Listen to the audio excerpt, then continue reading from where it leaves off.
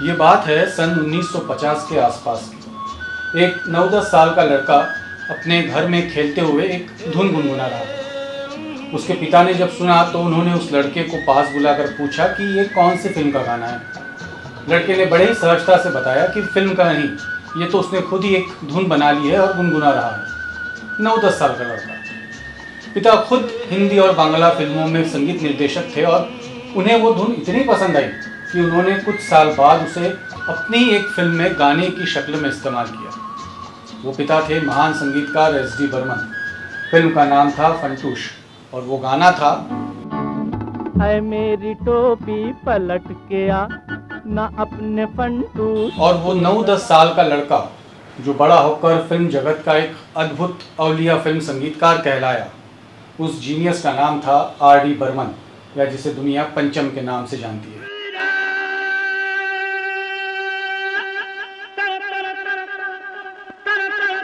पंचम ने जिस दौर में फिल्म छोटे नवाब के साथ पहली बार फिल्म इंडस्ट्री में कदम रखा, वो दौर यकीनन फिल्म इंडस्ट्री का गोल्डन ईरा था। नौशाद, शंकर जयकिशन, मदन मोहन, एस.डी. बर्मन, रोशन, ओ.पी. नैयर, सलील चौधरी जैसे कमाल के संगीतकार अपने अद्भुत संगीत से सुरों का जादू बिखेर रहे थे।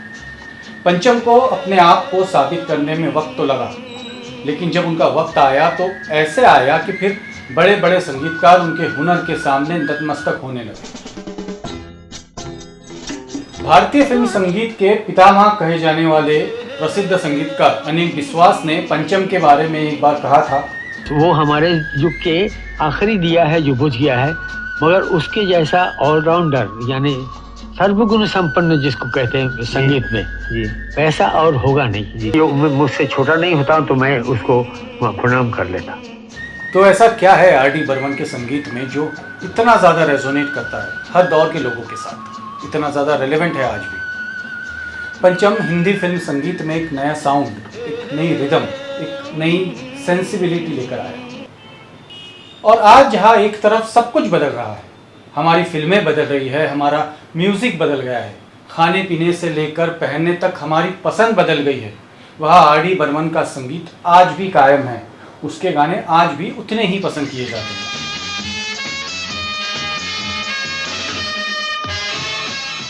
वक्त के साथ साथ आर.डी. बर्मन का संगीत और ज़्यादा बड़ा होता जा रहा है, क्योंकि उनका संगीत वक्त से इतना आगे था कि हम आज भी उनके संगीत तक पहुंच ही रहे हैं। संगीत के इस मुसाफिर का ये सफ़र अभी भी जारी है और यही वजह है कि आज की जनरेशन को भी पंचम के गाने उतने ही पसंद है जितने आज से 40-50 साल पहले के लोगों को पसंद है। पंचम के गाने की खासियत ये रही है कि सुनने वाला उसे किसी हीरो हीरोइन के लिए या किसी सिंगर के लिए नहीं, बल्कि वो गाना आर.डी. बर्मन का गाना है इसलिए सुनता है। आर.डी. बर्मन के गाने की यूएसपी खुद आर.डी. बर्मन ही होता है।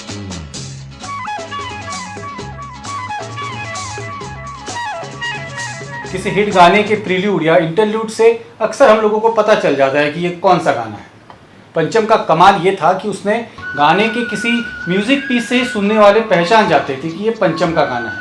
अपने गाने में मानो अपनी एक खास सिग्नेचर छोड़ जाता था। वो किसी झरने से जिस तरह पानी बस बहता ही जाता है, बहता ही जाता है, उसी तरह पंचम का संगीत बहता ही जाता है, खत्म ही नहीं होता है। और कमाल देखिए कि उसने जितना काम किया वो बेहद लापरवाही से किया। मतलब कभी म्यूजिक रूम में किसी ने कोई गलत कॉर्ड बजा दिया तो उसी को पकड़कर पूरा गाना बना दिया, जैसे अमर प्रेम का चिंगारी कोई भड़के। इसके शुरुआत में जो गिटार का एक कॉर्ड बजा है वो असल में गलत लग गया था पंचम के म्यूजिशियन से। बस आर.डी. ने वो सुना और वहाँ से ये गाना बन गया। या फिर यूं ही कुछ मिनटों में पूरा गाना कंपोज कर दिया, जैसे 1942 लव स्टोरी का गाना। इसका किस्सा तो ऐसा है कि पहले ये गाना फिल्म में था ही नहीं और आर.डी. ने इसकी धुन भी नहीं बनाई थी। अब जब जावेद अख्तर ने ये गाना सजेस्ट किया और एक दिन रिकॉर्डिंग रूम में बैठकर 2-3 घंटों में पूरा गाना लिख भी दिया। पंचम वही बैठे थे, उन्होंने वो लिखा हुआ कागज़ लेकर अपने हारमोनियम पर रखा, गाना पढ़ना शुरू किया, आखिरी लाइन पढ़कर ख़त्म की और गाने लगे। ये वही धुन थी जो हम आज भी सुनते हैं।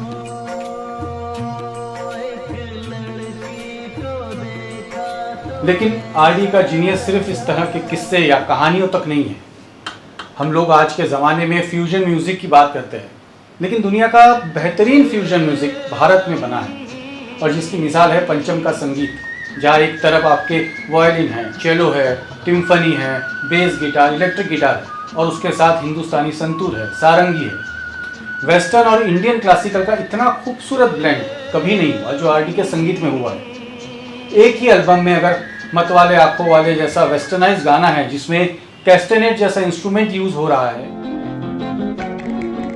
तो उसी फिल्म में घर आजा घिराई जैसा बिल्कुल इंडियन क्लासिकल बेस्ड गाना भी है। Western classical musician David Garrett, जो खुद मोजार्ट और बीथोवेन, बैक जैसे दिग्गज म्यूजिशियंस का म्यूजिक सुनकर बड़ा हुआ है, वो पंचम को मोजार्ट के बराबर का दर्जा देता है। और आर डी बर्मन खुद भी जहां एक तरफ बंगाली लोक संगीत से प्रभावित थे, वही उन पर वेस्टर्न, लैटिन और अरबिक म्यूजिक का भी उतना ही गहरा असर था। इसी वजह से कभी कभी कुछ लोग उन पर वेस्टर्न संगीत से धुन उठाने का इल्ज़ाम भी लगाते हैं, लेकिन किसी धुन से इंस्पायर होकर उसे अपनी तरह से इस्तेमाल तो लगभग हर संगीतकार करता है। पंचम ने भी इस तरह के कभी स्वीडिश पॉप ग्रुप से इंस्पायर होकर धुन बनाई,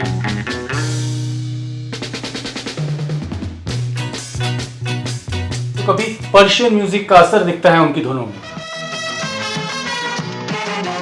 लेकिन उन कंपोजिशन को लेकर उसे पूरी तरह अपना बना लेने में पंचम को महारत हासिल थी। चुरा लिया है इस गाने का मुखड़ा अगर if it's Tuesday it must be Belgium का है, तो इसके अंतरे शुद्ध देसी पंचम के। पंचम ने जिस तरह दुनिया भर के संगीत को अपना कर उसे अपने रंग में ढाला, उसी तरह अलग अलग साउंड्स को अपने गानों में बेहद कमाल के तरीके से इस्तेमाल किया है। इसी चुरा लिया है तुमने गाने में जो प्रिल्यूड सुनाई देता है, वो टिंकलिंग साउंड पंचम ने चाय के कप और सॉसर से इस्तेमाल करके बनाया था। या फिर पड़ोसन का गाना जिसमें बाल बनाने की एक कंघी को एक रफ सरफेस पर घुमाया गया, या शोले का महबूबा महबूबा गाना जिसमें आरडी ने बियर बोतल में मुंह से फूंक मारकर साउंड क्रिएट किया। अपने संगीत को लेकर पंचम इस कदर कॉन्फिडेंट था कि उसने अलग अलग तरह के एक्सपेरिमेंट्स भी खूब किए। अब एक गाने की रिकॉर्डिंग के वक्त आशा जी के गाने की कुछ लाइंस आरडी ने एक ट्रैक पर आधी छोड़ दी। गुलजार साहब ने जब इसके बारे में उससे पूछा तो उसने हंसकर बस इतना ही कहा कि अब तू देख मैं क्या करता हूँ। जब गाना रिकॉर्ड हुआ तो पता चला कि आशा जी अपनी ही आवाज़ पर आलाप लेकर जो ट्रैक पहले आरडी ने खाली छोड़ा था उस ट्रैक से दूसरी लाइन पर आती। या फिर फिल्म जवानी दीवानी का गाना ले लीजिए, ये जवानी है दीवानी, इसका अंतरा तो कहीं ऑफ नोट में शुरू होता है और अगर किसी म्यूजिकल इंस्ट्रूमेंट के बिना आप इसे शुरू करें तो मुमकिन भी नहीं, लेकिन इससे भी अंतरे की आखिरी लाइन वापस घूमकर मुखड़े के बेस की पर आ ही जाती। मुलाकातें करने और पंचम ने ये इतनी आसानी से कर लिया, वो क्या सोचकर किया, कैसे किया, ये सिर्फ पंचम जाने। मादल जैसे परक्यूशन इंस्ट्रूमेंट को उसने एक गाने में इतनी खूबसूरती से यूज किया है कि वो परकशन ना रहकर ऑलमोस्ट उस गाने की मेलोडी बन जाती है। और यही पागलपन वाला आर डी बर्मन जब शुद्ध हिंदुस्तानी रागों पर आधारित गाने बनाता था तो वो लोग जो आर डी बर्मन के संगीत को वेस्टर्न होने का दोष देते थे, वो लोग भी हैरान हो जाते थे।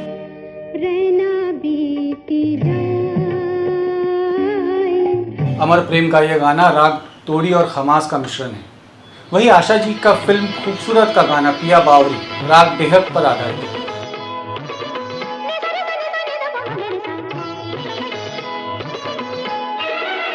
राग यमन कल्याण पर आधारित बीती ना बिताई रहना हो,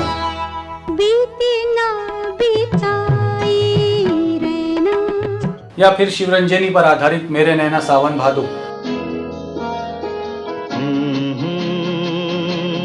ऐसे सैकड़ों गाने हैं जो पंचम को फिल्म संगीत का ऑलराउंडर उस्ताद बनाते हैं। हमारी फिल्म इंडस्ट्री बहुत बेरहम है। एक वक्त था कि आर डी बर्मन के स्टूडियो के बाहर प्रोड्यूसर्स की लाइन लगा रहती थी, लेकिन फिर 80s के एंड में एक वक्त आया कि उसकी संगीत दी हुई कुछ फिल्में नहीं चली। गाने उसमें भी अच्छे ही थे क्योंकि पंचम खराब काम कर ही नहीं सकता था, लेकिन फिर वही प्रोड्यूसर्स उसे अवॉइड करने लगे। अपने आखिरी वक्त में ये महान संगीतकार पूरी तरह से अकेला पड़ गया था, लेकिन उसका आखिरी दाव अब भी बाकी था। और 1942 लव स्टोरी के गानों ने यह साबित कर दिया कि क्यों पंचम को हमारी इंडस्ट्री का सर्वश्रेष्ठ संगीतकार कहा जाता है। लेकिन इस फिल्म की कामयाबी देखने के लिए पंचम इस दुनिया में नहीं था। 54 साल की उम्र में पंचम चला गया, लेकिन अपने पीछे गानों का, संगीत का एक ऐसा खजाना छोड़ गया, एक ऐसा समुंदर छोड़ गया जिसमें हम आज तक एक एक मोती चुन रहे हैं, और ये मोती निकलते ही जा रहे हैं, निकलते ही जा रहे हैं, ख़त्म ही नहीं होते। आज के लिए बस इतना ही, और अगर आपको ये एपिसोड पसंद आया तो इस चैनल को सब्सक्राइब करना ना भूलें।